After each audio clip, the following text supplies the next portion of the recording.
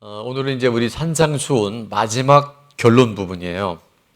비유는 반석 위에 집을 말씀하시긴 하지만 사실은 천국에 들어가는 믿음은 어떤 믿음인가를 이제 결론으로 말씀해 주고 계십니다.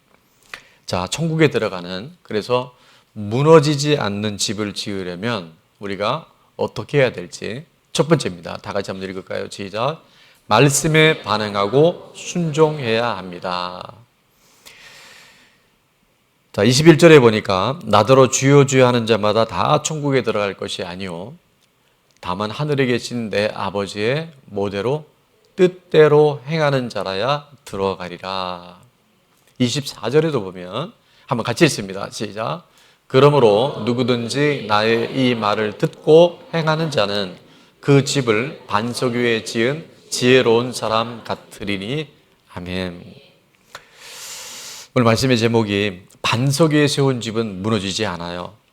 그런데 모래 위에 세운 집은 어떻게 될까요? 무너져요. 그래서 무너지지 않는 집을 지으려면 내 뜻대로가 아니라 하나님의 뜻대로 살아야 하고, 무너지지 않는 집을 지으려 하려면 하나님의 말씀에 순종해야 할 줄로 믿습니다. 여러분, 말씀이 들려질 때 아멘 하잖아요. 뭐 하면? 아멘 하는 것은요, 제가 그렇게 될 줄로 믿습니다. 아멘들은 하나님이 하신 일에 동의하는 거예요. 그래서 아멘만 잘해도요, 우리 믿음이 쑥쑥 자라나요. 말씀이 내 안에 들려지고 그 말씀이 내 삶의 실제가 되잖아요. 그럼 위기가 와도, 엄청난 고난이 와도 절대 무너지지 않고 다시 회복되게 되는 줄을 믿습니다. 말씀대로 살면 무너지지 않는 집을 짓게 됩니다. 옆에 분에게 시작. 제가 이렇게 적어봤어요. 불법 건축을 하지 맙시다. 법규대로 건축하면 됩니다. 말씀대로 건축하면 됩니다. 우리 인생의 집을 말하는 거예요. 뭐 우리가 건축자는 아니잖아요. 그런데요, 우리 안에 불법 건축이 들어오고 법규를 어겨버리면 지진이 오고 홍수가 나고 쓰나미가 오고 엄청난 재난이 휘몰칠 때요, 다 무너져 버려요. 근데 말씀대로 살면요, 흔들리지 않아요. 말씀에 순종하면 하나님이 붙잡아 주신 줄 믿습니다. 제가 디테일한 걸 몇 개 적어봤는데 같이 한번 읽을까요? 시작. 거짓말하지 않아야 합니다. 여러분, 이 사소한 거짓말도 거짓말하다 보면요, 여기에 사단의 틈을 탈 수 있어요. 두 번째는 음란물 보지 않아야 돼요. 이 음란물 보는 순간 음란은 여기 타고 들어와요. 자, 네 번째는 간음하지 말아야 합니다. 비판하지 않아야 됩니다. 4주 전에 이 자리에 계신데 우리 말씀이 뭐였냐면 주일날 비판하지 말라라고 하는 말씀을 함께 나눴는데, 금요일날 제가 우리 이름을 밝혀야 될 건 이광조 집사님께 여쭤봤어요. 그날 그 말씀을 들으면서 내가 너무 많이 부정적으로 이야기했구나, 내가 비판하며 살았구나라는 것을 깨닫게 되시면서 집에 가시다가 우리 신재철 장로님과 그런 얘기를 나누셨대요. 내가 이제 앞으로 뭐 하지 않겠다? 비판하지 않겠다. 근데 금요일날 금요처럼 나오신 분 들으셨겠지만 그날 이후에 한 번도 비판하지 않고 계시대요. 그러니까 가정이 천국이 되는 거예요. 자, 옆에 분에 비판하지 않으면 가정이 천국이 됩니다. 시작. 여러분, 말씀을 들으면 한 귀로 듣고 한 귀로 흘리지 마시고요, 말씀대로 한번 살아봅시다. 그래서 죽어가는 천국이 아니라 이 땅에서 하나님의 나라를 우리가 경험하게 되어야 할 줄로 믿습니다. 금요철에도 말씀드렸지만 제가 이번 주에 꽤나 중요한 어떤 일을 결정할 일이 있었어요. 그래서 제가 하나님, 이 일을 결정하기 위해서 말씀을 주옵소서 하고 뭐랬냐면 청소기를 돌렸어요. 30년 넘게 제가 다른 건 많이 못 도와도 청소는 성실하게 하고 있는데, 근데 청소하면서 딱 말씀이 생각나는데 그게 뭐냐면 좁은 문으로 들어가라는 거예요. 좁은 문으로 들어가라. 좁은 문으로 들어가면 그 길이 좁고 협착해서 찾는 사람이 많지 않아요. 근데 그 길이 생명의 길, 영생의 길이라고 말씀해 주셨어요. 여러분, 이번 한 주간 동안 어떤 중요한 일이 있으면 여러분, 넓은 문, 넓은 길, 편한 길로 가지 마시고 좁은 길, 좁은 문으로 한번 가보세요. 그곳에 하나님의 역사가 반드시 임하게 될 줄로 믿습니다. 자, 여러분에게 좁은 문으로 들어갑시다. 감사합니다. 네. 이 무더위에 주일 예배 나온 것도 이게 무슨 문이냐면 좁은 문이에요. 좁은 길이에요. 근데 여기에 영생이 있고 생명이 있고 은혜가 있는 줄로 믿습니다. 자, 적용 질문이다. 첫 번째, 말씀이 잘 들립니까? 말씀이 들려야 돼요. 말씀을 들으면 달콤한 자장가처럼 들리면 안 되고 말씀이 내게 주시는 하나님의 음성으로 잘 들려야 할 줄로 믿습니다. 강단에 선포되는 말씀, 맥체인을 읽을 때 주시는 말씀, 큐티인 하면서 큐티해 주시는 말씀, 공동체 조언 잘 들리게 될 줄로 믿습니다. 자, 그래서 두 번째는 같이 읽습니다. 시작. 순종해야 할 말씀은 무엇인가요? 타협하지 않고 불법 거죽하지 않고 내가 순종해야 될 말씀. 아까 제가 디테일한 부분 말씀드렸잖아요. 나도 모르게 자꾸 거짓말한다거나 나도 모르게 음란물에 자꾸 중독되어 있거나 나도 모르게 사람을 판단하고 정죄하고 해결되지 않은 문제들에 대해서 자꾸 편한 길로 가려는 이런 것들은요, 우리가 말씀에 딱 기준을 세워버리면 이게 정리정돈되게 되는 줄로 믿습니다. 자, 두 번째, 무너지지 않는 집을 지으려면 표적을 통해서 증인의 삶을 살아야 해요. 22절과 23절에 보면 정말 우리 교회 많은 일들이 이 말씀 안에 지금 표적이 되어 있는데요. 그날에 많은 사람이 나더러 이르되 주여 주여 우리가 주의 이름으로 선지자 노릇하며 주의 이름으로 귀신을 쫓아내며 주의 이름으로 많은 권능을 행하지 아니하였나이까 하리니 그때 내가 그들에게 밝히 말하되 내가 너희를 도무지 알지 못하니 불법을 행하는 자들아 내게서 떠나가라 하리라. 여러분, 예수님의 이름으로 선지자 노릇하고 귀신도 쫓고 권능을 행하는 것은 너무너무 중요한 일이에요. 꼭 필요한 일이래요. 근데 예수님 뭐라 하세요? 내가 너희를 도무지 모른다. 불법을 행하는 자들아 나에게서 떠나가라고 말씀하세요. 그 이유가 뭘까요? 아니, 예수님 이름으로 그 많은 표적을 행했으면 그건 너무나 좋은 일이잖아요. 그런 일이 또 있어야 되잖아요. 근데 왜 불법을 행한다라고 왜 나에게서 떠나가라 했을까요? 그건 뭐냐 하면 그 표적, 문제 해결, 기도 응답을 통해서 자신의 유익만 찾는 거예요. 자기의 자랑이 드러나는 거예요. 그래서 우리 교회 수많은 하나님의 주신 표적이 자칫하게 되면요, 기복신앙으로 갈 수 있어요. 인본주의로 갈 수 있어요. 왜 이 표적을 주셨냐 하면 마가복음 16장 17절 18절에 보면 믿는 자들에게 이런 표적을 주신다 그랬어요. 그게 뭐냐 하면 예수님 이름으로 귀신을 쫓아내며 새 방언을 말하며 뱀을 집어 올리며 무슨 독을 마실지라도 해를 받지 아니하며 병든 사람에게 손을 얹은 즉 나으니라. 정말 우리 교회는 불가사한 일들이 되게 많아요. 이번 주간에도 그런 일이 굉장히 많이 일어나요. 근데 이것이 사람이 드러나고 병 고치고 표적으로 드러나게 되면요, 아까 말씀드린 것처럼 기복신앙이나 인본주의로 갈 수 있어요. 왜 이런 표적을 주셨냐 하면 20절 말씀에 이렇게 기록이 되어 있어요. 다 같이 한번 읽어볼게요. 제자들이 나가 두루 전합할세 주께서 함께 역사하사 그 따르는 표적으로 말씀을 확실히 증언하시니라. 아멘. 왜 표적을 주셨다고요? 말씀이신 예수님을 잘 증거하라고. 예수님이 살아계신다고. 예수님이 우리와 함께 하신다고. 예수님이 우리를 회복시켜 주신다고. 예수님이 우리를 구원하신다고. 그걸 증언하라는 거예요. 근데 그런 건 없이 나 응답받았어. 나 병 고쳤어. 기적이 일어났어. 그게 기복신앙으로 갈 수 있는 위험적 요소라는 거예요. 저희 재단에 보면 정말 엄청난 응답과 표적이 많았어요. 근데 상당수의 분들이 지난주 말씀드렸지만 김포 한강시의 독특한 컬러와 컨셉을 가지고 정착하지 못하고 또 떠나가시더라고요. 근데 그분들이 또 다른 어딘가 가서 교회를 또 정착하면 되는데 그게 아니고 또 교회를 안 나가시는 분들 많이 계세요. 저는 우리 좋은 나무교회 등록하시고 하나님의 놀라운 표적을 많이 주시고 또 은혜를 주시면 이제는 화면에 뜰 겁니다. 자, 한 번만 띄워주세요. 다 같이 시작. 표적은 예수님을 전하라고 주시는 도구이며 선물입니다. 말씀을 잘 전하는 통로가 됩시다. 아멘. 또 하나는 뭐냐면요, 정착해서 일꾼으로 쓰임받아야 돼요. 자, 방송 읽고 바로 위에 있는 거 한 번만 띄워줘 보세요. 시작. 정착해서 일꾼으로 쓰임 받아야 합니다. 예수님의 신실한 일꾼, 복음의 일꾼으로 쓰임 받기 위해서 표적을 주신 거예요. 근데 그것이 궁극적인 목적이 되지 않고 문제 해결에 머물다 보면 바로 아까 위험적 신앙이 될 수 있다는 거죠. 적용 질문입니다. 첫 번째, 내게 주신 표적과 간증은 무엇입니까? 우리 안에 그것이 없다면 여러분 금요철 하나 이제 9월 달부터 또 시작되는 기상 5기에 나와보시면 정말 하나님이 귀로 듣는 하나님을 눈으로 보게 될 줄로 믿습니다. 자, 두 번째, 그 표적과 간증으로 누구에게 복음을 전했으며 전해야 할 사람은 누구인가요? 지금까지 그런 표적이 있었는데도 복음을 전하지 못했다고 한다면 이제 여러분은 사명자로 증인으로 살아야 할 줄로 믿습니다. 그래서 적용을 제가 괄호에 넣어놨는데 11월 17일이 우리의 추수감사주일인데요. 그날 뭐가 있다고요? 새생명 전도 축제가 있어요.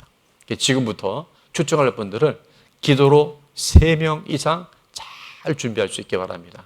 그래서 우리 각 셀 리더들과 우리 교사 선생님들은 우리가 9, 10, 11 한 3개월 남아있는 이 기간 안에 주님 주신 표적으로 증인의 삶을 살아갈 수 있도록 잘 준비될 수 있기를 바랍니다. 자, 마지막으로 무너지지 않는 집을 지으려면 기초를 튼튼히 해서 고난과 역경을 잘 이겨낼 수 있어야 합니다. 24절과 25절에 보니까 자, 같이 한번 읽어볼게요. 시작. 그러므로 누구든지 나의 이 말을 듣고 행하는 자는 그 집을 반석 위에 지은 지혜로운 사람 같으리니 비가 내리고 창수가 나고 바람이 불어 그 집에 부딪히되 무너지지 아니하나니 이는 주추를 반석 위에 놓은 까닭이요. 아멘. 건물이 클수록 건물이 높이 올라갈수록 뭐가 튼튼해야 된다? 기초가 튼튼해야 돼요. 여러분 우리 좋은 나무 교회가 건축할 때 이 현장에서 일하시는 분들이 우리 교회를 이렇게 부르는 이름이 있었어요. 그게 뭐였냐면 반석 위에 세운 교회라고. 지금 이 우리 교회예요, 저기가. 그러니까 지금 아까 그 정도 팔려면요 어마어마한 시간이 들어간 거예요. 그래서 저 공사를 해주신 크레인 사업하시는 분이 일산 어느 교회 안수 집사님인데 이게 돌도 그냥 돌이 아니라 저 돌이 청암이라는 거예요. 차돌보다 더 단단한 거. 그래서 제가 오늘 이 돌을 갖고 왔어요. 이게 6년 전에 여기서 나온 돌이에요. 이따가 궁금하시면 이 돌을 한번 만져보세요. 이 돌이요, 저 브레카라고 하는 게 브레카라 그러더라고요, 호주에서는. 원래는 일반 브레이크를 갖고 왔는데요. 아예 정말 이도 안 들어가는 거예요. 이빨도 안 들어가는 거예요. 그래서 아까 어떤 그 볼보라고 하는 그거는 우리나라의 그 당시에 무진동, 그러니까 진동이 없는 소리를 최대한 줄인 무진동 그 브레이크가 딱 2대밖에 없는데 그 집사님이 갖고 있었던 거예요.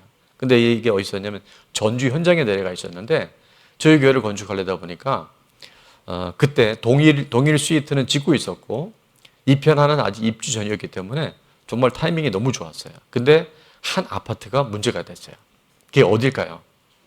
우리 경남에서 많이 지금 다치는데 경남 아파트는 이게요 장난이 아닌 거예요. 새벽 한 7시, 아침 7시부터 이제 일단 기초를 파야 공사가 시작이 되니까. 그래서 전주에 있는 이 무진동 포크레인을 가지고 올라왔는데 이게 고속도로도 못 오니까 속도도 많이 못 내요. 그러니까 국도로 해서 무려 몇 시간인지 모르겠어요. 한 20시간 가까이 거쳐서 전주에서 이제 올라와서 아까 보셨잖아요. 저게 저렇게 때려도요 움직이질 않아요. 30초에서 50초 정도 때려야 그만큼 파여지는 거예요. 근데 공사 과정은 되게 불편하고 시간이 걸렸지만 이 건물은 어떨까요? 매우 안전해요. 만약에 지진이 나면 교회로 오세요. 우리 교회는 절대 무너지지 않아요.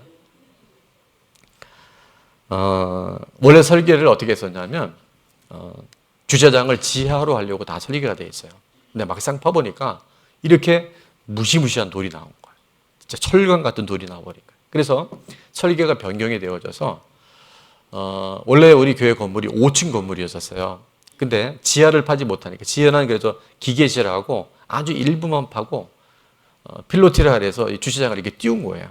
그러니까 건물은 뭐가 됐을까요? 6층이 되는 거죠. 그러니까 합력해 하나님 손을 이루시더라고요. 기초는 튼튼하고 교회의 외형은 또 이렇게 웅장하고. 그러니까 하나님이 하시는 일은요, 우리가 이해할 수 없는 일을 통해서 하나님 놀라운 하나님의 일들을 이루신 줄을 믿습니다. 폭파공법도 있다 해서 폭파를 하려고 했는데 어디가 문제가 된다고요? 경남이 문제가 돼요. 바로 민원이 들어옵니다. 그래서 하나님은 그 모든 과정을 통해서 정말 반석 위에 세운 교회, 든든한 교회, 말씀으로 살아가는 교회로 상징적으로 우리 교회를 세우신 줄 믿습니다. 일본에 가면 그 임페리얼 호텔이라고 있는데 이 호텔이 1923년도에 건축이 됐어요. 세계 3대 건축가 중에 그 설계사 중에 한 사람이 프랭크 로이드 라이트라는 분인데 이분이 그 동경에 있는 임페리얼 호텔을 건축을 하면서 기초공사만 보통 한 6개월 전으로 기초가 다 끝나야 되는데 그것도 긴 시간이죠. 근데 이분이 무려 그 임페리얼 호텔을 건축하면서 기초만 땅을 다지고 기초 공사하는 데만 2년을 걸립니다. 그래서 많은 건축가들이 비난했어요. 왜냐하면 건축은요 공사 기간이 결국 비용하고 바로 맞물려요. 근데 건물을 올라가도 시원찮을 때 물론 2년 동안 기초 공사만 하니까 정신 나갔다. 별의별 욕을 다 먹었어요. 그리고 건물을 올리는 데 또 2년이 걸려서 총 4년에 걸쳐서 임페리얼 호텔이 건축이 되어져요. 그래서 완공된 이후에 뭐라고 얘기했냐면 불필요한 건축비가 가장 많이 들어간 대표적인 건물이 임페리얼 호텔이라고 그렇게 조롱을 했어요. 그런데 여러분 호텔이 지어지고 52년이 지난 이후에 일본 동경에서는 어떤 일이 일어났냐면 큰 지진이 일어납니다. 그래서 모든 건물들이 다 폐허가 돼요. 수많은 사상자가 나와요. 마치 우리 트리기에처럼. 그런데 동경 대지진이라도 불구하고 이 임페리얼 호텔은 외벽에 약간의 훼손 간 것 외에는 내부는요 아무런 훼손이 없었대요. 진동은 엄청나게 왔는데도 건물이 흔들리지 않았다 그래요.